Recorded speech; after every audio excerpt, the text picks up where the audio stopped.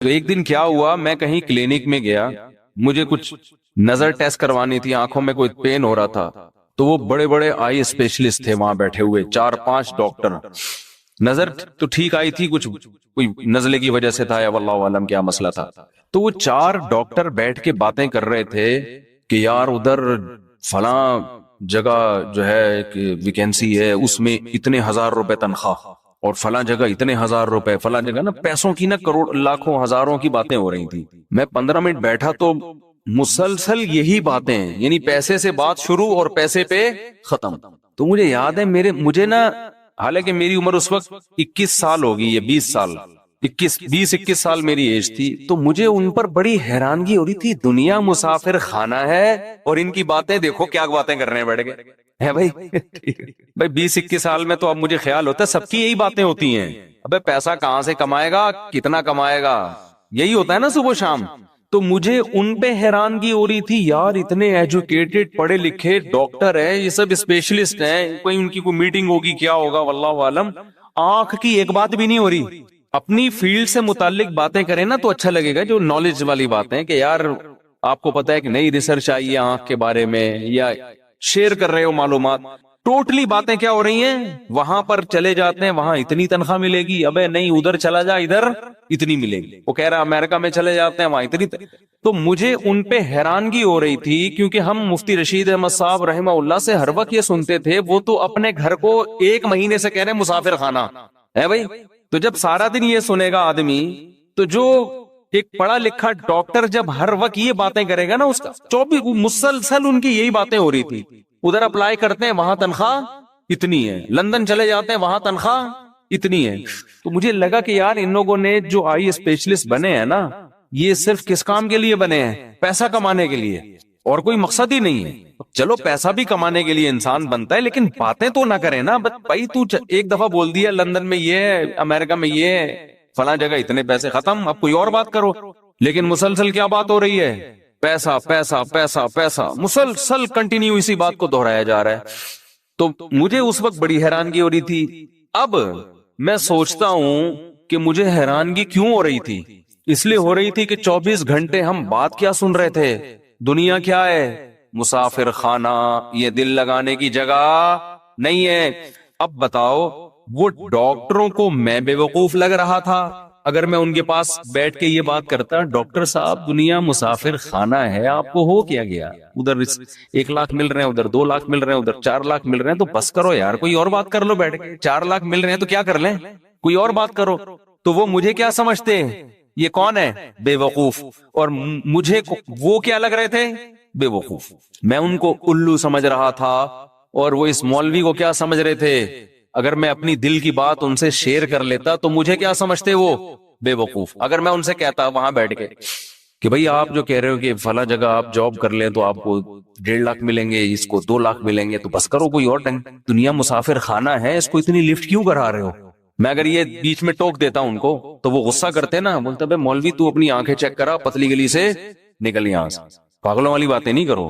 پھر کہتے ہیں ہاں بتا کیا کہہ رہا تھا تو، 2 لاکھ کہاں مل رہے تھے؟ پھر دوبارہ وہیں سے جہاں سے چھوڑا تھا نا وہیں سے شروع کر دیتے۔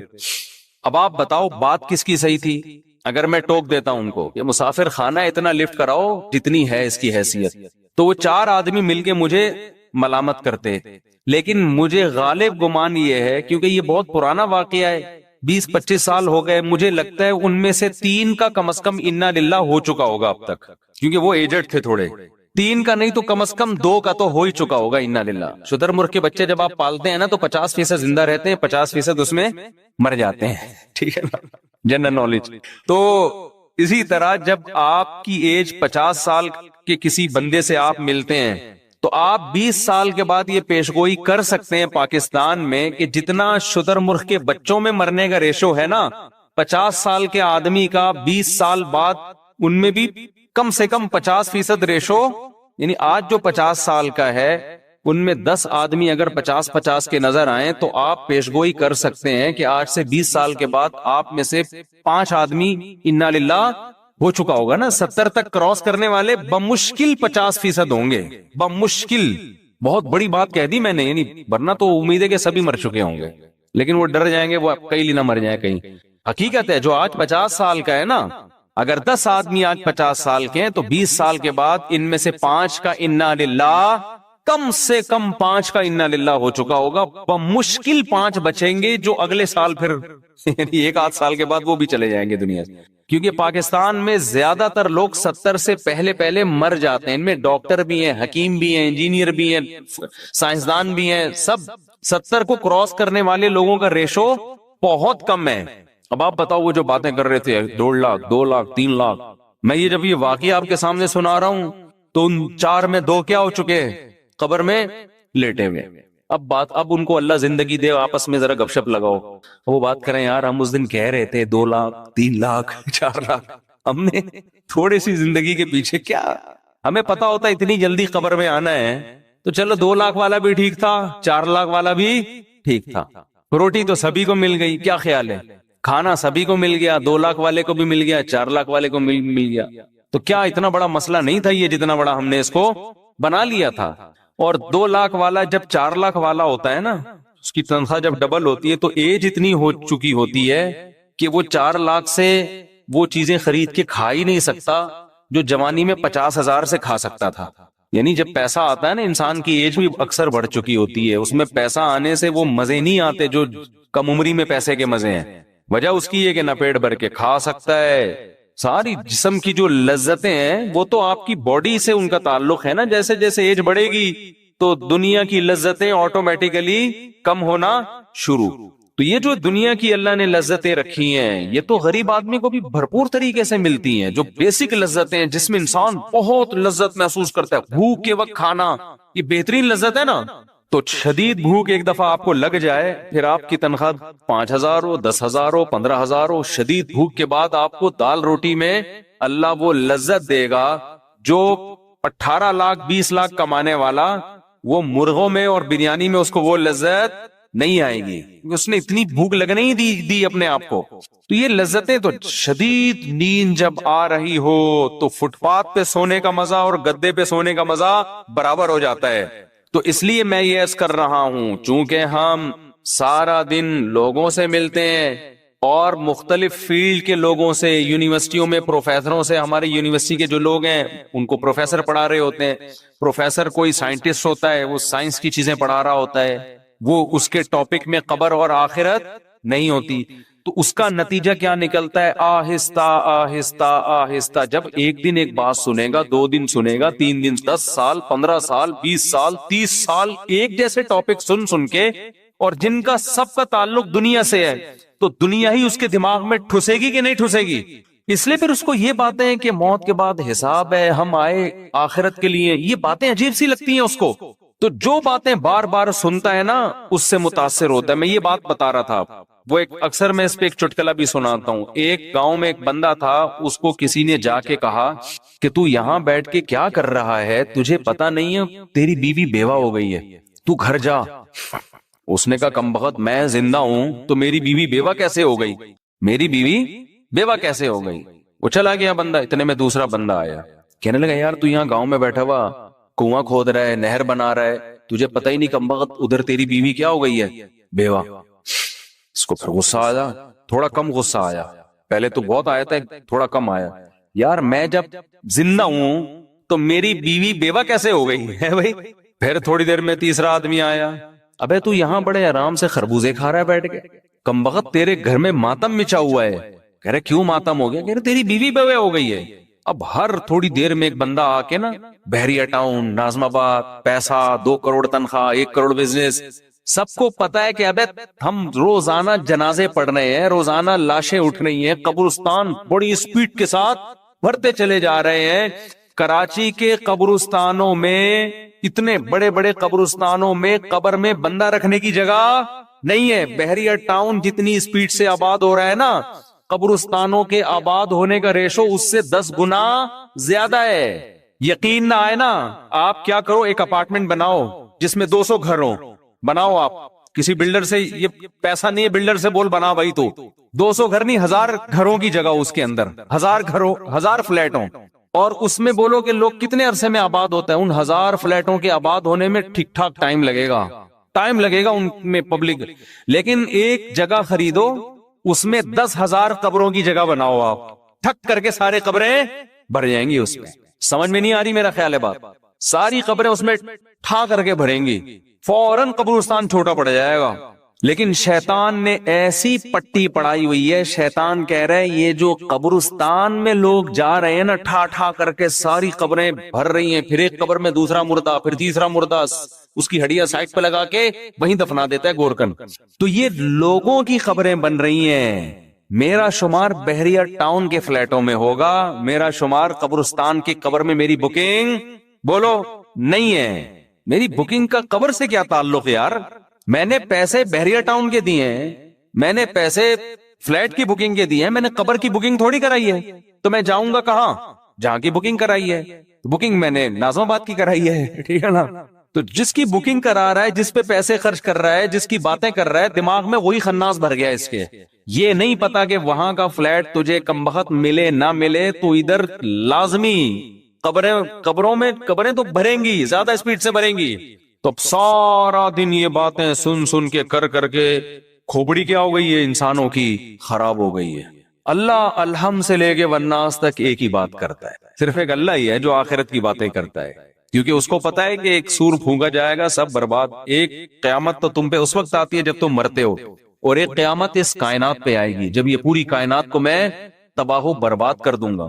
یہ دونوں قیامتیں انسان پہ آتی ہیں اور یہ سب ختم. فَيَذَرُهَا قَاعًا صَفْصَفًا, چٹیل میدان بنا دوں گا اس کو. یہ جو آپ کو ترقی نظر آ رہی ہے نا, اتنی اونچی اونچی بلڈنگیں, اتنے اونچے اونچے پہاڑ, قرآن کہتا ہے فَيَذَرُهَا قَاعًا, چٹیل میدان, صَفْصَفًا لَا تَرَى فِيهَا عِوَجًا وَلَا أَمْتًا, کوئی ڈھلان ایک سپیڈ بریکر بھی نہیں نظر آئے گا. ماؤنٹ ایورسٹ تو بہت دور کی بات ہے, ایسا برابر کروں گا. یہ بتانے کے لیے کہ مسافر خانہ تھا, مسافر خانہ ہے, مسافر خانہ رہے گا. اس کی وہ ویلیو اللہ کی نظر میں نہیں ہے جتنی ویلیو تمہاری نظر میں. مچھر کے پر کے برابر بھی ویلیو نہیں ہے. اور اس مچھر کے پر پہ کیسا دل آ رہا ہے, کیسا ہر وقت. میں حیران ہوتا ہوں نا جب مجھے کوئی 80 سال کا بوڑھا بتا رہا ہوتا ہے, غیبت اس لیے نہیں, آپ کو کیا پتا کہ کس کی بات ہو رہی, وہ بتا رہا ہوتا ہے کاروبار میں لاس ہو گیا, بڑا مسئلہ ہو گیا ہے, کیا کریں, میں ٹینشن میں ہوں. مجھے خیال ہوتا ہے میں ان سے بولے آپ کے کاروبار میں فائدہ بھی ہونے سے آپ کو کیا ملے گا, لاس ہونے سے آپ کو کیا ملے گا. حضرت غریبی کے ان ایام کو غنیمت سمجھیں, غریبی کے ان ایام کو کیا کرنا ہے کاروبار میں, آپ کو آپ کے مطلب کی روٹی ملتی رہے گی. اب اس عمر میں کتنا کھا لو گے, بستر چاہیے ایک کونے میں رہنے کے لیے, بس کافی ہے. بعض بوڑھی عورتیں پریشان ہوتی ہیں, 80 سال کی 75 سال کی خاتون مجھ سے ملی, پرانی بات ہے, 75-80 سال کی تو ہوں گی وہ. بیٹا لاس ہو گیا بزنس میں, کاروبار میں, ہمیں ٹینشن ہو رہی ہے, بہت پریشانی, میرے بچوں کا بزنس کا لاس ہو گیا نا. تو بچوں کو اتنی ٹینشن میں نے دیکھا نہیں ہو رہی تھی, جو بچے تھے نا وہ کہہ رہے تھے ہو گیا, اب کیا کریں, دوبارہ سے کوشش کرتے ہیں. اماں کو ٹینشن ہو رہی ہے, 75 سے 80 سال کی اماں ہیں, ان کو کیا ہو رہی ہے ٹینشن. شو مارنے کے لیے نہیں کہہ رہا, صرف تحدیث میں نعمت کے طور پہ کہہ رہا ہوں کہ دین کی کتنی برکتیں ہوتی ہیں. تو جب کوئی ایسی بوڑھی عورت خاتون رہتی ہے نا جو کہتی ہوتی اتنی کاروبار کا لاس ہو گیا, تو مجھے اپنی دادی یاد آتی ہیں اور اپنی والدہ یاد آتی ہیں. یار ہماری والدہ کبھی بڑھاپا ہم نے دیکھا ہے, ہم نے کبھی نہ ان کو پیسوں کی اس طرح باتیں کرتے ہوئے دیکھا. اپنی دادی کو تو سوالی ان کی عمر تو 80 سال تھی, انہیں تو اس سے کوئی غرض ہی نہیں تھا کہ میرے بیٹوں میں کس کی کتنی تنخواہ ہے بھائی, کون کتنا کما رہا ہے. ان کو تو اپنا ایک مسلح بچھا ہوا تھا, ایک تخت تھا ہماری دادی کا نا, ایک تخت تھا, اس کے اوپر کئی تہیں بچھی ہوئی تھی, ہر تہ کے نیچے کچھ رکھا ہوا ہوتا تھا پرانا, جو جہیز میں ان کو کسی زمانے میں ملا تھا, پرانی باقیات. وہ جو ایک تخت تھا نا ہماری دادی کا, اس میں ایک پاندان تھا جو جہیز میں ان کو ملا تھا قبل مسیح پاندان. وہ پاندان کھلتا تھا, اس میں ایک چھوٹا سا کتھا چونا اور پان, وہ بنا کے ہر تھوڑی دیر کے بعد وہ ایک میں تمباکو.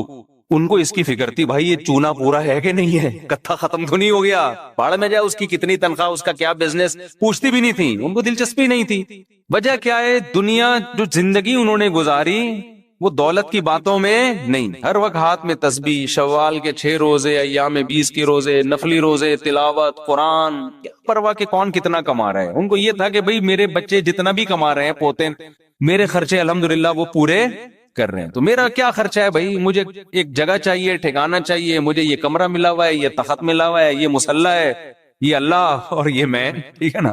صبح مجھے ناشتہ مل جاتا ہے، بچے ناشتہ، بہویں ناشتہ بنا کے دے دیتی ہے، دوپہر مجھے ٹائم پہ کھانا مل جاتا ہے، تو بس تھوڑی دیر آرام کی.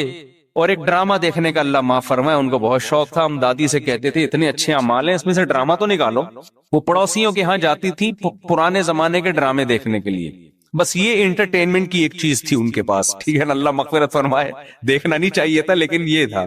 اور دوپٹہ اوڑھ کے پورا اس تمیز سے جا کے نا تسبیح ہاتھ میں لے کے ڈرامہ دیکھ رہی ہوتی. اچھا، اس زمانے کے ڈرامے بھی ایسے بےہودہ نہیں تھے جیسے آج آ رہے ہیں، اور ڈرامے کو فل انجوائے کرتی تھی. وہ ایسا لگتا تھا کہ یہ ٹی وی کے اندر حقیقت میں لے جا کے ان کو بٹھا دیا ہے. جیسے کسی نے ڈرامے میں بیوی کو تھپڑ مار دیا، ہائے بیچاری کو اتنی زور سے تھپڑ مار دیا، ہائے، رو رہی ہوتی تھی، آنسو ٹپک رہے ہوتے تھے. ہم کہتے تھے یہ سچی مچی میں نہیں ہو رہا. سادہ لوگ تھے نا، سیدھے لوگ تھے. ہم کہتے ہیں یہ اوریجنل میں نہیں ہے، اتنا کیوں جذباتی ہو رہی ہو آپ. تو ہمارے ابا نے تو گھر میں ٹی وی رکھا ہی نہیں نا، تو وہ پڑوس میں جا کے دیکھتی تھی. تو وہ بس ڈرامہ دیکھا اور تسبیح اللہ صلی اللہ علیہ وسلم بھی چل رہا ہے، وہ اپنی تسبیحات کا معمول بھی، بس یہ ایک چیز. تو نہ تو دنیا سے محبت نہیں تھی، بتانا میں یہ چاہ رہا ہوں. پیسوں سے محبت نہیں، بیٹا کما رہا ہے نہیں کما رہا، چھوڑو بھائی، ہم نے زندگی گزار لی، اللہ اللہ کرو، بس ہمارے بیسک خرچے پورے ہو رہے ہیں، بس اس میں خوش تھی. ہماری والدہ کا بھی ایسا ہی تھا. ہماری والدہ کا تو اللہ معاف فرمائے ایسا تھا کہ قرضے لے لے کے دوسروں پہ خرچ کرو. ہم اس میں ٹینشن میں آئے ہوئے تھے کہ بھائی اپنے پیسوں سے آدمی سخاوت کرتا ہوا اچھا لگتا ہے، جب اپنے ختم ہو جائیں تو ادھر ادھر سے قرضے لے کے اس کو کھلا دو، اس کو کھلا دو. نانا کا بھی ہمارے یہی حساب کتاب تھا. یہ تو خیر اسراف میں آتا ہے نا، جمع کرنے کا نہیں تھا پہلے لوگوں میں. اصل میں یہ بتانا چاہ رہا ہوں، آج جو لیڈیز کی جو قسم مارکیٹ میں آ رہی ہے، مردوں کی جو قسم مارکیٹ میں آ رہی ہے، ان کو اللہ رسول میں لذت ہے ہی نہیں. نماز میں، روزے میں، تسبیح میں، تلاوت میں دلچسپی ختم. پیسہ پیسہ پیسہ. کامیاب وہ ہے جو پیسہ کما رہا ہے. ہمارے حضرت جب پیسے کا تذکرہ کرتے تھے نا، ایک شخص آیا حضرت کو بہت پیسہ پیسہ کا، حضرت فرمائے اس کے دل میں دولت کی محبت کے گٹر ابل رہے ہیں. اتنی توہین سے حضرت بتایا کہ مسافر خانہ ہے، وہ بہت زیادہ پیسہ پیسہ ہر وقت نا ہوس میں رہتا تھا. تو حضرت فرمائے اس کے دل میں، اسی کے سامنے کہ تمہارے دل میں گٹر، ایک تو ہوتا ہے نا اللہ کی محبت کے چشمے پھوٹ رہے ہیں، یہ ہوتا ہے نا، جیسے ہم تعبیر کرتے ہیں یار یہ اس کے دل میں اللہ کی اتنی محبت کے چشمے. اب دولت کی محبت کو کیا تعبیر کریں گے؟ یہ تھوڑی کہیں گے اس کے دل میں دولت کی محبت کے چشمے پھوٹ رہے ہیں، چشمے نہیں. حضرت کہتے تھے اس کے دل میں پیسے کی محبت کے گٹر ابل رہے ہیں، یعنی بدبو آ رہی ہے ہمیں اس آدمی سے، اسمیل آ رہی ہے. تو ہمیں دنیا کے 2 ٹکے کی اس کو ویلیو نہیں دینی ہے. دنیا کو سمجھ رہے ہیں 2 ٹکے کی چیز نہیں ہے. کوئی زیادہ باتیں کر رہا ہوں بولے تو اسمیل آ رہی ہے بھائی تیرے اندر سے. مسافر خانہ اتنا کیوں دل لگا رہے ہیں، اتنا کیوں مر رہے ہیں؟ جیسے بچے کھلونوں پہ مر رہے ہوتے ہیں نا، تو بچہ ہے وہ تو بے وقوف ہے، تو بڑا ہو گیا. اور یہی چیز کو مسلط کر لیا ہے. پہلے جو ہے نا انگریزوں میں اب بھی ہوتا ہے، جب ان کے ہاں شادی ہوتی ہے نا، مجھے کسی نے انگریزوں کی شادی کا کلپ بھیجا، اس میں وہ انگلش میں جو عیسائی لوگ شادی کرتے ہیں نا، اس میں ہم لوگ تو سادہ نکاح پڑھا ہے نا، قبول ہے قبول ہے، جلوے نکل لے یہاں سے. ہم تو اتنا ہی کرتے ہیں نا، ہمارے تو نکاح ریکارڈنگ میں ہے، آپ نے دیکھا ہوگا. ہم تو صرف اتنا کرتے ہیں کہ بھائی لڑکی کے ولی سے اجازت لی کہ آپ اپنی بیٹی کے بارے میں مجھے اجازت دیں کہ اتنے مہر میں اس مستنڈے سے، سوری اس دولہا سے میں آپ کا نکاح پڑھا دوں، بس اتنا. تو وہ کہتے اجازت ہے. تو میں کہتا ہوں میں نے فلانی بنت فلاں کا نکاح اتنے مہر میں آپ سے پڑھایا، آپ نے قبول کیا؟ وہ کہتے ہیں قبول کیا، ختم قصہ. ایسا ہی ہوتا ہے نا. زیادہ ڈیٹیل میں اس لیے نہیں جاتا ہے کہ بھائی بہت ہم کئی نکاح ایک دن میں پڑھا رہے ہوتے ہیں، ہول سیل کی ہمارے شادیاں بھی بہت ہوتی ہیں نا، ایک دن میں 8 نکاح بھی ہوئے ہیں ہمارے یہاں. تو انگریزوں کے ہاں کبھی کبھار کوئی کیس آتا ہے ان کے چرچ میں، کبھی کبھار کے، تو وہ بہت ڈیٹیل سے نکاح پڑھاتے ہیں، لیکن اس میں کچھ ورڈنگ بڑی اچھی ہوتی ہے. تو وہ مجھے کسی نے کلپ بھیجا کہ پادری صاحب نکاح پڑھا رہے ہیں، تو پادری نکاح میں کیا الفاظ دہرا رہا ہوتا ہے؟ مرد اور عورت سے ایگریمنٹ لے رہا ہوتا ہے کہ ہم خوشی میں، غمی میں، پیسہ ہو یا نہ ہو، وہ پوری ورڈنگ تو مجھے یاد نہیں ہے نا. تو اس کا مفہوم یہی تھا کہ ہر موقع پر ہم ایک دوسرے کا ساتھ دیں گے. میں نے کہا یار ورڈنگ بڑی خاندانی ہے، تو میں سوچ رہا ہوں کہ نا یہ ورڈنگ ہم اردو میں ترجمہ کرا کے اب ایسے قبولوایا کریں. صحیح ہے نا؟ کیونکہ آج کل نکاح تو بہت ہو رہے ہیں، لیکن طلاقیں بھی ماشاءاللہ ہول سیل کے حساب سے ہو رہی ہیں. وجہ کیا ہے؟ ذرا سا کسی میں عیب نظر آیا، اب دنیا کو چونکہ مسافر خانہ سمجھنا ہی نہیں ہے، سارے مزے یہیں اڑانے ہیں، تو تھوڑا سا بھی کوئی ٹیکنیکل قسم کا فالٹ شوہر میں پیدا ہو گیا، عورت کہتی خلا کی طرف جاؤ، بیوی میں ٹیکنیکل ذرا سا فالٹ پیدا ہو گیا، مرد کہتے طلاق دے کے جان چھڑاؤ۔ میں سمجھا پا رہا ہوں اپنی بات؟ کیوں؟ جب سارے مزے ہی اڑانے ہیں تو یار بیوی شادی ہو گئی، پتا چلا جی اس میں کوئی بیماری ہے یا اولاد نہیں ہو سکتی اس کے، طلاقیں پہلے نہیں دیتے تھے لوگ طلاق، بھئی اولاد ہے نہیں، یہ تو اللہ کی طرف سے بانجھ ہے، ساری زندگی نبھا کریں گے، کوئی مسئلہ نہیں ہے۔ اب لوگ میرے پاس آ رہے ہوتے ہیں، یار ہماری بیوی کی اولاد نہیں ہو رہی، 4 سال ہو گئے، 5 سال ہو گئے، طلاق دینا چاہتا ہوں۔ میں کہتا ہوں یار ایک تو بیچاری کی اولاد نہیں ہو رہی، اس کا غم ہے، اوپر سے طلاق کا دھپا لگے گا، ڈبل غم نہیں ہو جائے گا؟ اور ویسے بھی اللہ نے اجازت دی ایک اور کر لو، کہہ رہے نہیں ایک اور کے حقوق اور وہ خرچہ اور وہ ڈبل، ابے کر لے، اللہ مدد کرے گا یار تیری، وہ بھی تو کسی کی بیٹی ہے نا۔ تو مرد کا ظرف بھی کیا ہو گیا؟ کم۔ کیوں؟ سارے مزے یہی اڑانے ہیں، صبر تو ہے ہی نہیں کہ یار کچھ آخرت کے لیے کر لو۔ اور عورت نے جس دن دیکھا میاں صاحب کی جیب ہلکی ہونا شروع ہو گئی، وہ بھی مارکیٹ سے شارٹ، میرے میاں کماتا ہی نہیں ہے، پیسے ہی نہیں ہے۔ بھائی جب شادی ہوئی تھی کماتا تھا نا؟ ہاں اس وقت کماتا تھا، اب بیچارے کی تقدیر یار، کاروبار کبھی اوپر ہوتا ہے کبھی نیچے ہوتا ہے۔ اب عادت انہی چسکوں کی لگ گئی تھی عورت کو، وہی کباب پراٹھوں کی۔ اب میاں کی جاب گئی تو تھوڑے دن صبر کرے گی، اس کے بعد مارکیٹ سے شارٹ، خلا۔ تو مجھے وہ انگریز کا بڑا اچھا پادری کا نا بڑا اچھا بیان لگا کہ وہ ان سے معاہدہ کروا رہے میاں بیوی سے کہ خوشی میں غم میں پیسے ہو یا نہ ہو ایک دوسرے کا ساتھ دینا ہے۔ میں نے کہا چلو کچھ تو خاندانی بات کی نا۔ اصل میں ہم جو عربی میں کہہ رہے ہوتے ہیں نا، نکاح پڑھا رہے ہوتے ہیں، اس میں ساری چیزیں آ رہی ہوتی ہیں، لیکن وہ عربی میں ہے نا، خطبے میں جو خطبہ ہم پڑھتے ہیں نا اس میں یہ سب کچھ آ رہا ہوتا ہے۔ یا ایھا الذین آمنوا اتقوا اللہ وقولوا قولا سدیدا، یہ خطبہ پڑھا جاتا ہے۔ اے ایمان والو، قرآن کی آیت ہے، اللہ سے ڈرو، صحیح بات کیا کرو۔ تو مجھے لگ رہا ہوتا ہے اگر میں اس کا ترجمہ کرا دوں نا تو دولہا ابھی سے بولے گا ہم نے تو صحیح بات کرتے تو رشتہ ہی نہیں طے ہوتا۔ اگر ہم صحیح بات کر دیتے، سب بتا دیتے تو ہاتھ پاؤں کٹوا دیتے۔ نہ صحیح بات اس نے کی ہوتی ہے، نہ لڑکی والوں نے صحیح بات، دونوں ٹوپیاں کرا رہے ہوتے ہیں۔ لڑکی والے اگر بتا رہے ہیں نا ہماری بچی کی عمر 25 سال ہے تو سمجھ لو 50 کے قریب ہوگی، 50 کے قریب۔ اور لڑکا اگر بتا رہا ہے کہ میں بہت اچھا کھاتا پیتا ہوں، میری تنخواہ اتنی ہے، میری تنخواہ 2 لاکھ ہے، تو سمجھ لو 5-10 ہزار کما رہے ہیں۔ جھوٹ بول رہے ہوتے ہیں بہت، دونوں جھوٹ بول رہے ہوتے ہیں۔ لڑکی والوں کے تو جھوٹ، میں تو لڑکے سے کہتا ہوں اگر یہ جھوٹ بولتے بھی ہیں بولنے دو یار، آج کل عمریں سبھی چھپا رہے ہیں، وہ نہیں بیچاروں کو ان کا قصور تھوڑی ہے، بس تمہیں لڑکی پسند آ رہی ہے بھاڑ میں جائے، تم نے عمر کا کرنا کیا ہے یار؟ کیا خیال ہے؟ اگر وہ 20 کی ہوتی پسند نہ آ رہی ہوتی تو کیا فائدہ؟ تو 50 کی پسند آ رہی، کوئی بات نہیں، بھلے انہوں نے 20 کا بولا 25 کا بولا۔ تو اتقوا اللہ وقولوا قولا سدیدا، قرآن کیا کہہ رہا ہے؟ اللہ سے ڈرو اور درست بات کیا کرو۔ اسی طرح جب خطبے میں آیت پڑھی جاتی ہے تو پہلی آیت کیا پڑھی جاتی ہے؟ یا ایھا الذین آمنوا اتقوا اللہ یا ایھا الناس اتقوا ربکم، اے لوگو اللہ سے ڈرو، واتقوا اللہ الذی تساءلون بہ والارحام، ان رشتوں سے ڈرو جن کا تم واسطہ دیتے ہو۔ کیا مطلب؟ یہ رشتے اتنی اہم چیز ہیں کہ اسی کے واسطے دے کے ایک دوسرے سے کام کرائے جاتے ہیں۔ تو یہ رشتے نکاح سے وجود میں آتے ہیں، طلاقوں سے رشتے ٹوٹتے ہیں، بنتے نہیں ہے۔ تو اسی میں مضمر ہے کہ جوڑ کے رکھنا ہے، رشتے کو ویلیو دینی ہے۔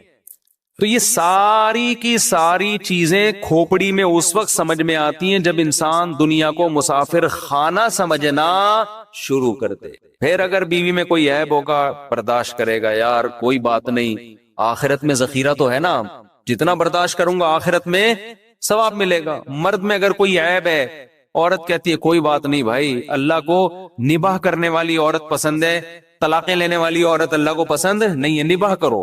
کچھ زیادہ مجبوری ہو تو ایک الگ بات ہے۔ تو میں جلدی سے بات کو سمیٹ کے ختم کرتا ہوں۔ 24 گھنٹے ہم یونیورسٹیوں میں بھی، سیاستدانوں سے بھی، سائنسدانوں سے بھی کتابیں پڑھیں، وہاں بھی ہم آخرت کی بات نہیں سنتے۔ 24 گھنٹے ہم سنتے کیا رہتے ہیں؟ دنیا دنیا دنیا۔ تو ہماری حالت وہی ہو جاتی ہے کہ ایک آدمی نے بتایا کہ تیری بیوی بیوہ ہو گئی ہے، وہ مان نہیں رہا تھا، 20 لوگوں نے جب کہا ہے تو بھاگتا ہوا گھر جا رہا ہے روتا ہوا۔ لوگوں نے پوچھا تجھے کیا ہو گیا، گھر کیوں بھاگتا ہوا روتا ہوا جا رہا ہے؟ کہنے لگا میری بیوی کیا ہو گئی, اتفاق سے بیوہ ہو گئی. لوگوں نے کہا کمبخت تو زندہ ہے تو تیری بیوی کہاں سے بیوہ ہو گئی؟ اس نے کہا یار یہ سمجھ میں تو نہیں آ رہا, لیکن اتنے لوگ بول رہے ہیں, مجھے لگ رہا ہے اس میں کسی حد تک صداقت ہے.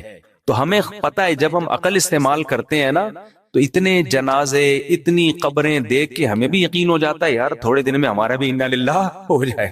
کہ سورج اور چاند اللہ کی نشانیوں میں سے ایک نشانی ہے. لا ينکسفان بموت احدہما حیاتہ, نہ تو یہ کسی کی موت کی وجہ سے گرن ہوتے ہیں, نہ کسی کی زندگی کی وجہ سے.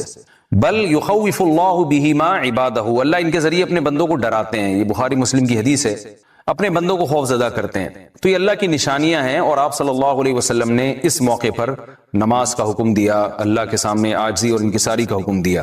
دیکھیے یہاں ایک بہت اہم پوائنٹ کی بات ہے ان لوگوں کے لیے جو اسلام کے خلاف ہیں, جو محمد صلی اللہ علیہ وسلم سرور دو عالم سید الانبیاء صلی اللہ علیہ وسلم کو سچا نبی نہیں مانتے. ان کے لیے اس حدیث میں آپ صلی اللہ علیہ وسلم کی نبوت کی ایک بہت زبردست دلیل موجود ہے. ایک واقعہ ہوا ہے آپ صلی اللہ علیہ وسلم کے بیٹے کی موت کا, اور عرب یہ ویسے ہی کہا کرتے تھے کوئی بہت بڑا دن ہوگا تو سورج گرہن ہوگا. تو کوئی بھی شخص جو جھوٹا نبی ہو, آپ خود بتائیے کہ کیا وہ ایسے موقع پہ اس واقعے کو اپنے حق میں کیش نہیں کرائے گا, اور وہ یہ کہے گا نہیں کہ میں تو پہلے ہی کہتا تھا میں بہت بڑی شخصیت ہوں اور میرے بیٹے کی موت ہونا, ایک پیغمبر کے بیٹے کی موت ہونا ہے تو یقیناً یہ اس اللہ کی طرف سے ایک نشانیاں ہے, یہ نشانی ہے سورج کا گرہن ہونا, یہ بتانے کے لیے ہے کہ واقعی یہ بہت بڑا دن ہے, اور میں یعنی یہ بہت بڑا دن اس اعتبار سے کہ ایک نبی کے بیٹے کی موت واقع ہوئی ہے. لیکن آپ صلی اللہ علیہ وسلم نے یہ سب نہیں کیا, اور آپ نے بتایا کہ سورج اور چاند کے گرہن ہونے کا کسی کی موت یا زندگی سے کوئی تعلق نہیں ہو رہا. سائنس نے بھی ثابت کر دیا ہے کہ یہ ایک سائنٹیفک حقیقت ہے کہ جب زمین اور سورج کے درمیان چاند آ جائے تو سورج گرہن ہو جاتا ہے, اور جب چاند اور سورج کے درمیان زمین آ جائے اور سورج کی روشنی چاند تک نہ پہنچ رہی ہو تو چاند گرہن ہو جاتا ہے. تو یہ اس میں عبرت کی بات بھی ہے ان لوگوں کے لیے جو آپ صلی اللہ علیہ وسلم کی نبوت میں شک کرتے ہیں. البتہ آپ صلی اللہ علیہ وسلم نے اس موقع پر ہمیں حکم دیا کہ اللہ سے تضرع اور عاجزی اور انکساری کی جائے, اپنے گناہوں کی معافی مانگی جائے, اور نماز آپ صلی اللہ علیہ وسلم نے پڑھی. اس پہ بھی بعض لوگ اشکال کرتے ہیں کہ یہ جب ایک نیچرل پروسیس ہے تو اس میں اتنا گھبرانے کی, کیونکہ حدیث میں آتا ہے آپ صلی اللہ علیہ وسلم بہت گھبرائے, تو اس میں گھبرانے کی کیا بات ہے؟ تو یاد رکھیے ہر نیچرل پروسیس جو ایک عام معمول سے ہٹ کر ہو اس میں انسان کے لیے ایک عبرت کی بات ہوتی ہے. ہم دیکھتے ہیں رسول اللہ صلی اللہ علیہ وسلم کے دور میں جب تیز ہوا چلتی تھی اور بارش سے پہلے ہوا چلا کرتی تھی تیز ہوائیں, تو آپ صلی اللہ علیہ وسلم گھبرا کے مسجد کی طرف دوڑتے, عاجزی انکساری کرتے, اللہ تعالیٰ سے یہ کہتے کہ اللہ تو نے تو مجھ سے وعدہ کیا ہے کہ جب تک میں ان کے درمیان موجود ہوں تو ان کو عذاب نہیں دے گا. تو یہ خوف کا غلبہ تھا آپ صلی اللہ علیہ وسلم پر. کیوں؟ وجہ اس کی یہ تھی کہ یہی حالات قوم عاد اور قوم سمود پر بھی آئے ہیں. قرآن میں آتا ہے نا فلما رأوه عارضا مستقبل اوديتهم قالوا هذا عارض ممطرنا بل هو ما استعجلتم به ريح فيها عذاب أليم تدمر كل شيء بأمر ربها فأصبحوا لا يرى إلا مساكنهم. کہ وہ بادلوں کو دیکھ کے کہنے لگے یہ تو ایک معمول کے مطابق بادل ہیں جو برسیں گے اور بارش ہوگی. تو پیغمبر نے کیا کہا کہ یہ بارش نہیں ہے بلکہ یہ وہ عذاب ہے جس کی تم جلدی کیا کرتے تھے, اور اس میں ایک ایسی ہوا ہے جو اللہ کے حکم سے ہر چیز کو ہلاک کر دے گی. اور پھر ان پر ایک ہفتہ عذاب آیا, اور قرآن کہتا ہے کہ وہ ایسے پڑھ کے ہلاک ہو گئے کہ فَتَرَى الْقَوْمَ فِيهَا صَرْعَىٰ كَأَنَّهُمْ أَعْجَازُ نَخْلٍ خَاوِيَةٍ. اے مخاطب اگر تو ان کو دیکھتا تو ایسے لگتا کھجور کے تنے ہیں جو اوندھے پڑے ہوئے ہیں. تو ایسے ہوا نے ان کو تہس نہس کر دیا.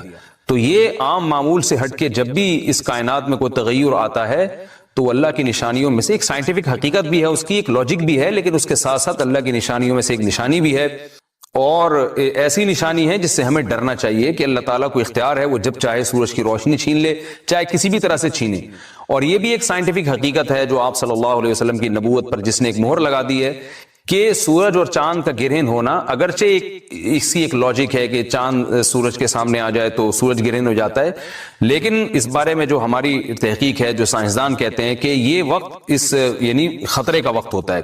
سورج سے ایسی خطرناک ریز نکلتی ہیں جو نقصان کا سبب بن سکتی ہیں, تبھی بعض حضرات سورج کی طرف دیکھنے سے بھی منع کرتے ہیں. اور یعنی نظام میں تھوڑی ایک عام نارمل روٹین سے ہٹ کے اس کائنات کا نظام چلتا ہے, تو اس لیے یہ اس کائنات کے لیے, زمین کے لیے ڈینجرس ہو سکتا ہے. اور جو گریوٹی اور جو کشش کا نظام ہے اس میں بھی خلل واقع ہوتا ہے. تو ایسا نہیں ہے کہ یہ بالکل ایک نارمل کنڈیشن ہوتی ہے اور اس کا کوئی نقصان ہی نہیں ہے، یہ بالکل غلط ہے، اس میں نقصان کا بہرحال خطرہ ہے، اور اس بات کا امکان موجود ہوتا ہے کہ قدرت انسانوں سے انتقام لے یا انسانوں کو نقصان پہنچائے۔ اور ویسے بھی جن کے دلوں میں اللہ کا خوف ہوتا ہے وہ تو ویسے ہی اللہ کے وَهُم مِّن خَشْيَتِهِ، قرآن مجید میں اللہ تعالیٰ کے ارشاد ہے کہ مشرکین بار بار یہ سوال پوچھتے تھے قیامت کب آئے گی کب آئے گی، اللہ فرماتے ہیں لیکن جو مومنین ہیں ان کو اس سے غرض نہیں ہے کہ کب آئے گی، وَالَّذِينَ آمَنُوا مُشْفِقُونَ مِنْهَا، وہ تو قیامت سے گھبراتے ہیں کہ پتہ نہیں ابھی نہ آ جائے۔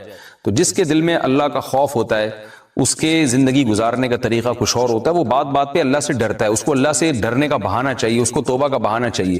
تو اس بحث میں پڑھنا کہ یہ تو ایک لاجیکلی ایک سورج کی روشنی غائب ہو جائے گی، وہ ٹھیک ہے، یہ سائنسدانوں کا شعبہ ہے کہ کیوں غائب ہو رہی ہے، ماہرین فلکیات کا شعبہ ہے، لیکن اہل ایمان کا جو کام ہے اس موقع پر، ان کا جو وظیفہ ہے وہ یہ کہیں کہ اللہ کی نشانیوں میں سے ایک نشانی ہے، اللہ اپنی قدرت دنیا میں دکھاتا ہے کہ میں یہ بھی کر سکتا ہوں چاہے کسی بھی طریقے سے کروں، تو ہمیں اس موقع پر بہرحال اللہ کے سامنے جھکنا چاہیے، اپنے گناہوں سے معافی مانگنی چاہیے اور وہی عمل کرنا چاہیے جو رسول اللہ صلی اللہ علیہ وسلم نے ہمیں بتایا ہے۔ اور اس بارے میں جو توہمات پھیلے ہوئے ہیں اس سے بھی ہمیں اجتناب کرنا چاہیے، جیسے نبی صلی اللہ علیہ وسلم نے عربوں کے وہم کو دور کیا ہے، بھائی اس کا کسی کی موت اور زندگی سے کوئی تعلق نہیں ہے، تو اسی طرح آج کل لوگوں میں ایک سورج اور چاند گرہن ہونے کے بارے میں وہم بھی بہت ہے کہ پتہ نہیں کیا ہو جائے گا، حاملہ عورتیں نہ نکلیں، فلانا نہ کرے اور فلانا خربوزہ نہ کھائے، اس موقع پر کسی نے تربوز کھا لیا تو یہ ہو جائے گا، الٹی الٹی باتیں پتہ نہیں کیا کیا مشہور ہیں، یہ خربوزے تربوز کی تو میں ویسے ہی مثال دے رہا ہوں۔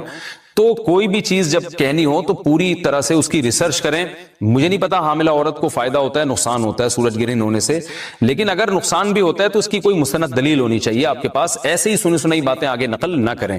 تو بہرحال ہمیں جو کرنے کا کام ہے جو رسول اللہ صلی اللہ علیہ وسلم نے بتایا ہے وہ کام بخاری اور مسلم کی حدیث کے مطابق نماز ہے، انفرادی بھی ہے، جماعت سے بھی ہے، مستحب یہ ہے کہ جماعت سے نماز پڑھی جائے مسجد میں یا کسی بھی میدان میں، اور 2 رکعتیں امام پڑھائیں گے اور اس میں سرن تلاوت بھی کر سکتے ہیں، جہری تلاوت بھی کر سکتے ہیں، دونوں رائے ہیں علماء کی۔